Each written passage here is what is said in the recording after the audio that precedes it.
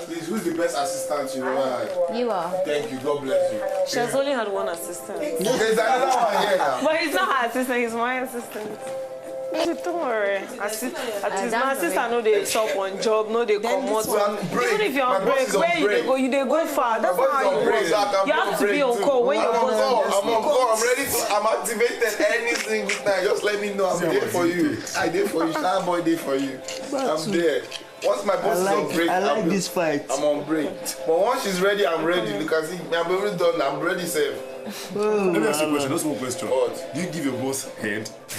Yes, I give my boss whatever she wants. If she wants it up and down, I give it to her. How does she like her coffee? Very strong. I'm black. Black. Like a man. Like I don't know about a man. That's what she said. strong. You don't know you like your men. No. So if my boss tells me she's a man, I cannot. right now I give her respect. I cannot overstep my boundaries because she's my boss. But you can give her head. Yes, because she wants the head. I'll give it to her. That's overstepping your boundaries. No, because that's what she No, wants. she's not. It's what she wants.